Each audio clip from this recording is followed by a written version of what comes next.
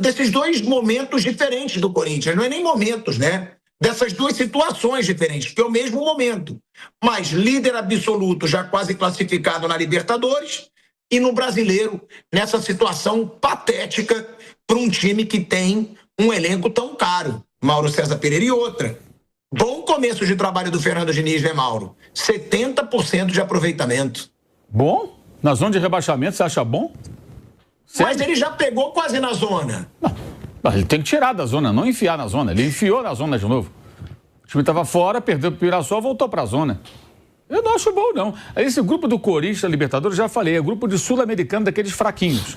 Pegou um grupo fraco e está fazendo muito bem o seu papel, que é ganhar desses times fracos. Ontem empatou com um time fraco. Esse time de ontem é tão fraco quanto esse que o Flamengo vai jogar hoje, o Independente Medellín. São times ruins.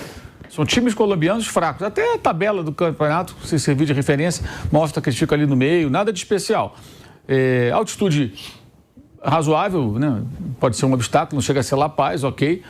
Empatou lá no final, conseguiu arrancar um pontinho, faz uma campanha boa na Libertadores. O Corinthians é o time mais forte do grupo, destacadamente. É bom lembrar que o Platense, por exemplo, que foi campeão argentino, o time campeão não existe mais, é o time do primeiro semestre do ano passado. O time do Platense que fechou a temporada passada, começou essa, muito mal, né? Que foi o time que o Corinthians venceu lá na Argentina na primeira rodada. Então é um grupo fraco, o Corinthians está fazendo bem o papel dele na Libertadores, mas no Brasileiro não. Então não dá para dizer que o trabalho é bom. O trabalho tem altos e baixos, na verdade, né? Tem altos e baixos. Vitória aqui, o empate com o Palmeiras com 2 homens a menos e tal, momentos assim até destacáveis, mas eu não diria que é bom. Um trabalho razoável que fica muito, digamos assim, comprometido pelo fato do time não conseguir sair daquela zona do rebaixamento ou das imediações, né? E entrou na zona do rebaixamento na última rodada. Eu não consigo dizer que um trabalho é bom quando um time está lá na zona do rebaixamento. Ah, teve jogador expulso e tal. Pois é, isso tudo faz parte do trabalho, né? Alguma coisa está errada aí. O jogador sendo expulso, toda hora, 2 expulsos, 1 expulso. O jogador faz gesto aqui, faz gesto acolá, toda hora, né? Enfim, aliás, negócio de gesto agora está na moda, né? Ajeita as calças, estica o dedo, é uma farra de fazer gesto agora, é sensacional. Em diferentes clubes aqui de São Paulo. E acho que foi um resultado razoável também. O ideal seria ter vencido esse time de jogo de ontem, como hoje eu acho que a função do Flamengo é vencer também essa equipe lá do Independente Medellín, independentemente do local. Eu só acho, Mauro, que é bom pelo seguinte, vamos lá, o Palmeiras que você falou, né, que ele empatou com 2 jogadores a menos. Aí contra o Vitória, realmente, eu acho que ali onde pode considerar tropeço é o empate com o Vitória, mas que foi no Barradão, e a derrota para o Mirassol, né? Porque contra o Vasco, ele vence com 1 jogador a menos durante um tempo inteiro. Contra o Palmeiras, ele empata, né? Com 2 jogadores a menos. E aí, na Libertadores, ele vence 3 partidas e empata 1. Por isso que eu considero bom. Eu não considero muito bom, mas eu considero um bom trabalho do Fernando Diniz no Corinthians. Agora, você acha que esse Corinthians, com o Fernando Diniz, Mauro, tem mais potencial para sair da zona e para brigar também no Campeonato Brasileiro do que o Dorival? Porque o Dorival, nitidamente, é um técnico de Copas, né? Ele não costuma ir bem no Campeonato Brasileiro. Você acha que com o Fernando Diniz tem maior esperança ou não? Também é um cara que só pode render em Copas, na sua opinião? Tanto na Libertadores quanto na Copa do Brasil. Olha, se o Dorival é um técnico de Copas, o Diniz virou um técnico de zona do rebaixamento, né? Porque ele ficou no Fluminense, ficou no Atlético Paranaense, está agora no Corinthians. Muito perto com o Vasco, é verdade, lembra aqui o Raí. Quer dizer, a zona do rebaixamento é um problema do Fernando Diniz. Já não é de hoje. Já não é de hoje. E tirar o Corinthians dali tem que ser a prioridade, até porque a classificação na Libertadores, ok, tudo resolvido ali. Como eu falei, o grupo é fraco e ali o Corinthians cumpriu bem o seu papel. O grupo fraco, você vence os adversários, se classifica e não se preocupa. O foco tem que ser agora no Brasileiro. Não só para sair da zona, mas para fazer uma campanha boa, né? Se colocar na parte superior da tabela, poder brigar por alguma coisa pelo campeonato. Porque você tem que jogar o Campeonato Brasileiro já pensando que você pode brigar por uma vaga na outra Libertadores, você pode brigar por alguma coisa, chegar numa boa colocação. É o mínimo, o elenco é muito caro. É um elenco caro, não é um elenco barato. Trazendo aqui para o Raí, né, que o Mauro citou, o aproveitamento do Diniz, Jair, beira aí os 70%. Ele tem 5 vitórias, né, 3 delas na Libertadores. Aí tem a vitória contra o Vasco também e contra o Barra de Santa Catarina. E ele tem 3 empates e 1 derrota. Desses 3 empates, tem um empate ali com o Palmeiras, com 2 jogadores a menos, que foi muito, né, valorizado pela torcida do Corinthians. Aí ele tem 10 gols marcados e 3 gols sofridos, são 66% de aproveitamento. Agora, Raí, é aquilo, né? Tá aí, ó, tá aí no quadro, na tela. 9 jogos, 5 vitórias, 3 empates e 1 derrota. Mas tem esse incômodo, né, que o Corinthians não tinha que ter, que é a zona do rebaixamento do Campeonato Brasileiro. Agora, foi o que o Mauro disse.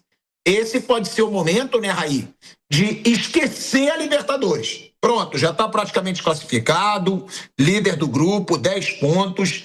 O Platense, que é o segundo, tem 6, com um jogo a menos. Ou seja, não chega no Corinthians ainda nessa rodada. Será que agora é o momento do Corinthians até abdicar um pouco da Libertadores para focar completamente numa boa sequência no Campeonato Brasileiro? E outra, Raí, bom resultado? Um empate na altitude, mesmo contra um adversário mais fraco? Bom, começando pela questão do Brasileirão, eu acho que agora o Corinthians está diante de uma sequência que ele pode dosar energias em um jogo e focar força máxima nos 3 do Campeonato Brasileiro. Ele tem São Paulo em casa, no próximo final de semana. Aí Barra, que é um jogo que ele pode jogar com o time reserva, totalmente reserva. É um jogo que ele ganha de descanso, ou seja, ele vai ganhar uma semana do jogo do São Paulo pro jogo contra o Botafogo, que é um jogo mais difícil, fora de casa, tudo mais. Embora o Botafogo tenha enroscado o carro na última rodada contra o Remo, ele vinha de uma sequência boa, né? Eram 10 jogos de invencibilidade, se não me engano, e ontem ganhou o jogo contra o Racing. E aí, depois do jogo contra o Peñarol, ele tem Galo em casa. Então, eu imagino o Corinthians tem que fazer uma projeção, o Diniz, no caso, né, de somar 7 pontos desses 3 jogos, né, porque são 2 jogos em casa, 2 jogos como mandante, que é um aspecto que o Corinthians precisa recuperar força. O Dorival teve o pior aproveitamento de todos os técnicos na história da arena do Corinthians, né, do estádio, inaugurado em 2014, então, em 12 anos que o estádio existe, o Dorival foi o pior em aproveitamento. O Corinthians perdeu muitos pontos em casa com o Dorival. Empatava muitos jogos, perdia alguns jogos. Até a própria final da Copa do Brasil, por exemplo, né? O Corinthians ele vai buscar um resultado no Rio de Janeiro. Ele empata em casa e é campeão ganhando fora. Então, recuperar essa força em casa acho que vai ser um tópico importante. E nessa sequência ele tem essa possibilidade. 2 jogos como mandante, um clássico com torcida única, vários elementos a favor, né, para conseguir um bom resultado contra o São Paulo, que faz um campeonato melhor, mas não acho que tenha um time melhor que o Corinthians.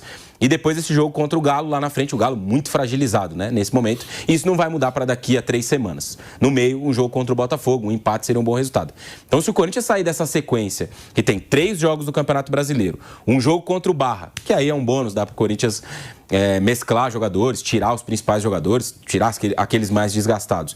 E um jogo contra o Peñarol fora, um empate acho que não seria um mau resultado também, se ele conseguir sair dessa sequência com 7 pontos no Campeonato Brasileiro, dosando energias nas 2 Copas, aí eu acho que o Diniz tira um pouco, e o time, claro, um pouco ali a cabeça da água, né, e começa a olhar para o Campeonato Brasileiro numa outra situação. O Corinthians não pode brigar contra o rebaixamento no Brasileirão pelo investimento, né, eu tô falando não pode em tese, é claro, pelo investimento, pela qualidade de jogadores que tem.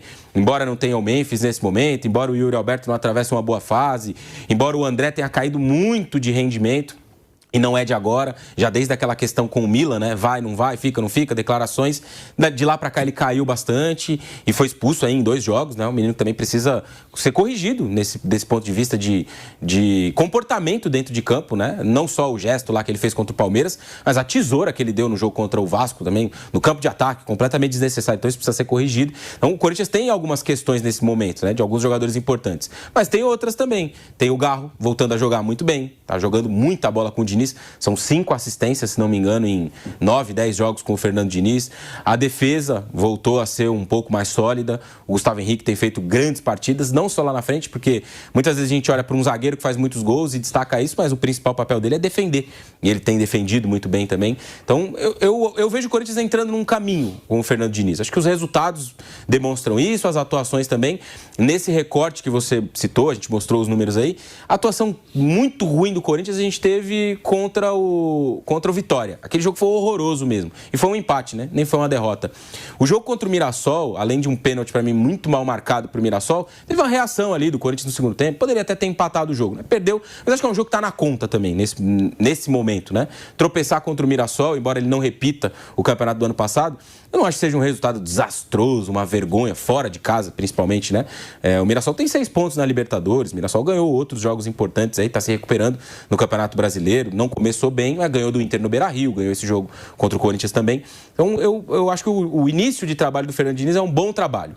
Precisa ajustar algumas coisas e acho que essa sequência agora de Campeonato Brasileiro, os próximos 3 jogos vão ser vitais. O Corinthians precisa somar pelo menos 7 pontos. Se fizer 3, se perder 2 jogos, aí a situação vai ser bem ruim para essa parada, né? Vai virar o turno, ou quase isso, né? Perto de virar o turno, para essa parada da Copa do Mundo, muito perto da zona do rebaixamento. Aí realmente é muito negativo.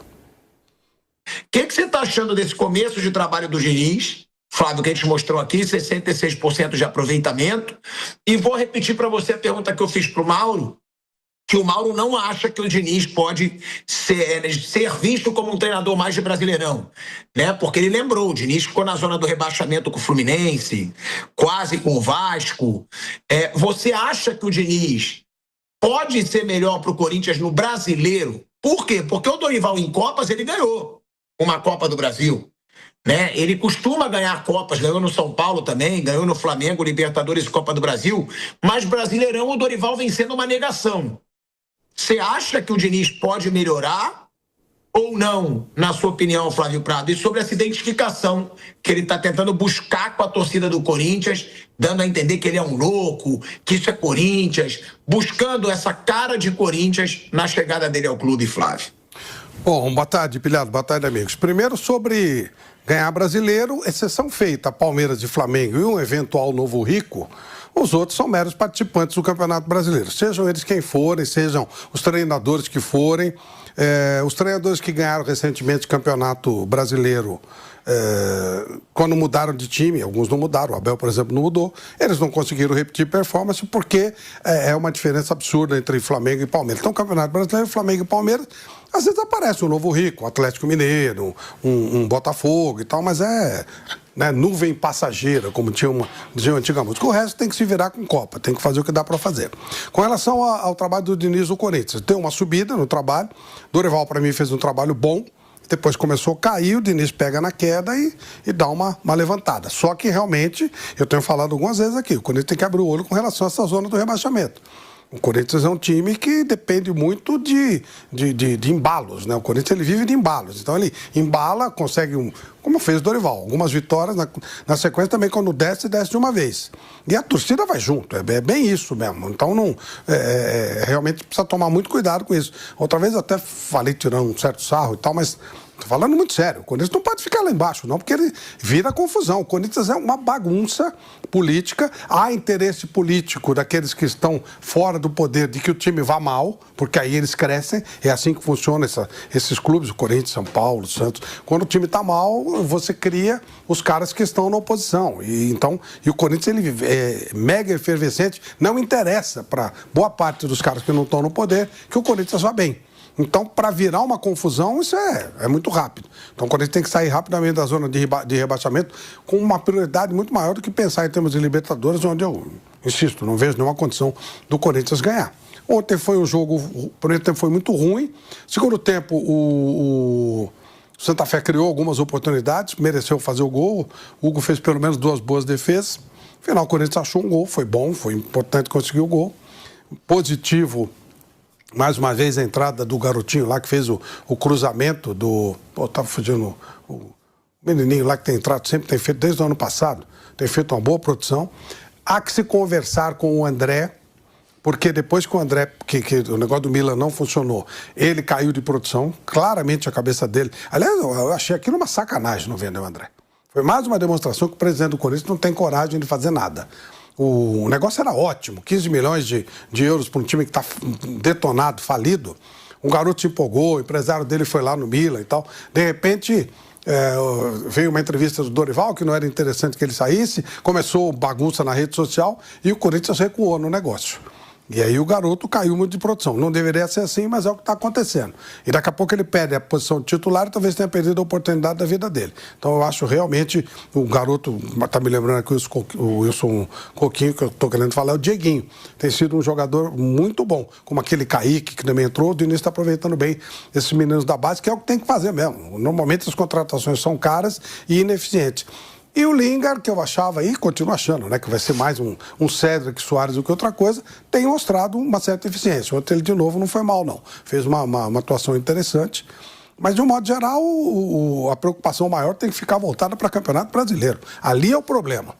O Corinthians, ele avança, vai, sei lá, quarta, oitava, e fica na zona de rebaixamento, não vai dar. Então é muito importante ajeitar a vida aqui, começando já com o domingo, tem um clássico fundamental. O Corinthians não pode ficar lá embaixo, não. E essa coisa do Diniz se identificar com os malucos lá é mais ou menos normal, né? Ele é agitado e tal, então faz parte do negócio.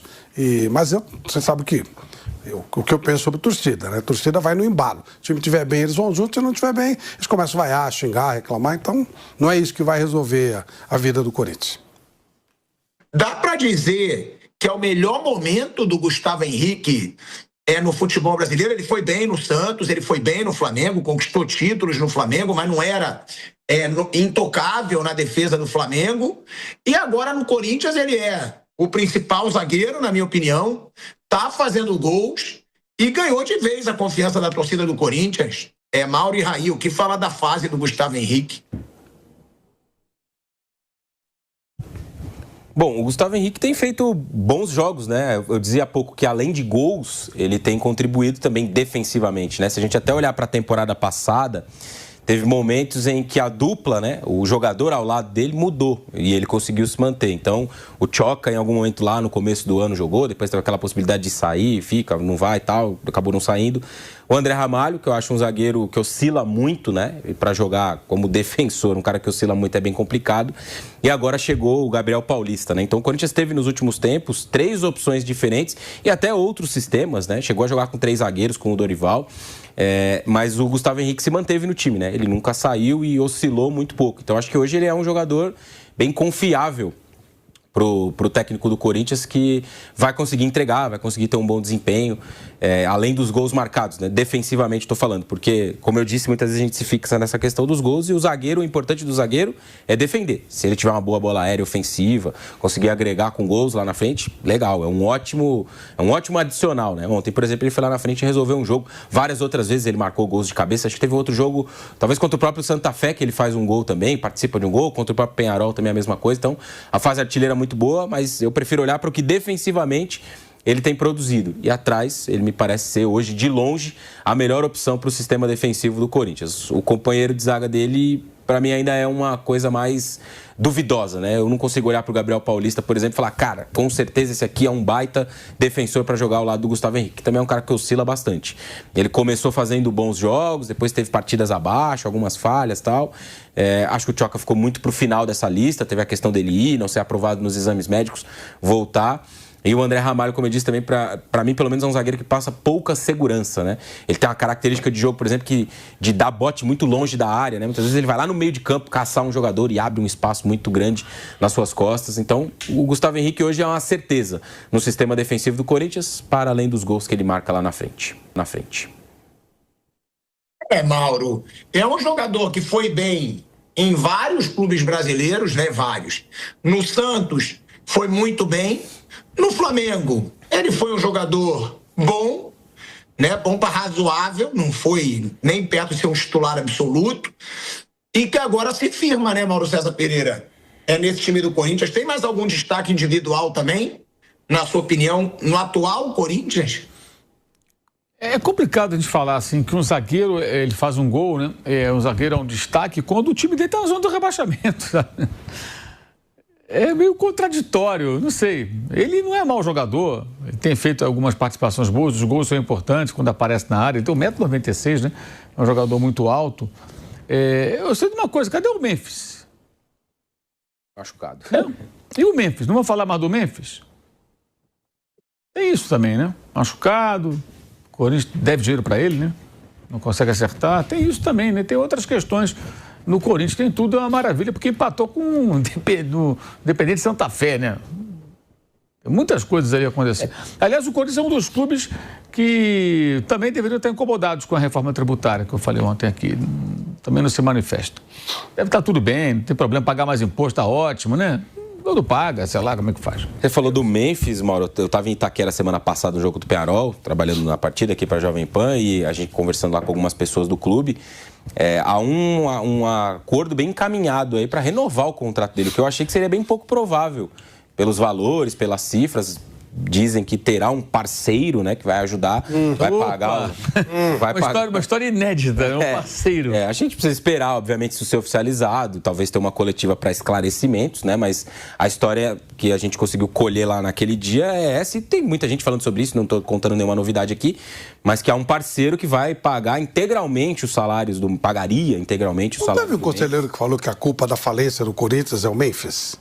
Teve. Então, e aí, em cima disso, ainda vai... Uma daquelas reuniões lá, infinitas. Ele deu uma entrevista lá, falou na saída ali. Então... falou, culpa dos problemas do Corinthians é do Memphis. Tem se falado muito nessa possibilidade dele renovar o contrato e um parceiro ali que vai ajudar, vai arcar com esses vencimentos. O Corinthians tem aí um valor alto para pagar para ele ainda desse contrato que está em vigência até a Copa do Mundo, né? Então esse é um ponto interessante, importante para a gente olhar para o futuro, né? Se ele vai permanecer e em quais condições, porque ele recebe um salário muito alto, muito acima das bases aí do futebol brasileiro, que já paga muito bem para qualquer jogador, né? Qualquer jogador, entre aspas. Mas tem esse ponto aí sobre o Memphis, né? O Mauro falou sobre o Memphis, lembrei dessa conversa que a gente teve lá com algumas pessoas no clube na semana passada, que esse acordo pode ser anunciado aí nas próximas semanas, até antes mesmo da Copa do Mundo, né? O contrato dele vence antes da Copa do Mundo. Então pode ser que o Corinthians costure e concretize essa renovação de contrato do Memphis antes mesmo da disputa do Mundial lá nos Estados Unidos. Ô, Raí, a informação que eu recebi bem recentemente, né, antes de sair essa notícia de que o Memphis poderia avaliar, diminuir valores, era que seria impossível o Corinthians renovar com o Memphis. Em cima dos valores, né, e fonte muito forte, que seria impossível uma renovação. Pagando o Corinthians o valor, né? Sim, exato. Mas até com parceiro, tá? Pelos valores que estavam. Me falaram que era muito difícil. Só que agora, pelo jeito, o Memphis também aceitou diminuir, né? Ele está aceitando reduzir valores.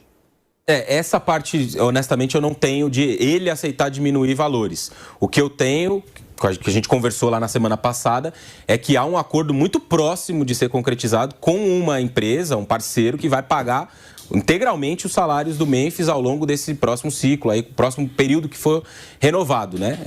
Existem alguns rumores aí de empresas, que seria uma empresa que também talvez vai pagar o naming rights aí, um novo naming rights no estádio do São Paulo, talvez seria essa mesma empresa que inclusive já patrocina o Corinthians nesse momento, né? Mas nada certo, eu não posso dizer aqui que vai ser essa empresa. Mas não tenho nada sobre ele aceitar uma diminuição. Só que esse acordo está bem próximo de ser concretizado, está bem costurado ali, né? E a pessoa com quem a gente conversou lá na semana passada estava bem otimista, uma pessoa importante do futebol do Corinthians, e estava bem otimista com esse possível acordo que está muito próximo de ser concretizado.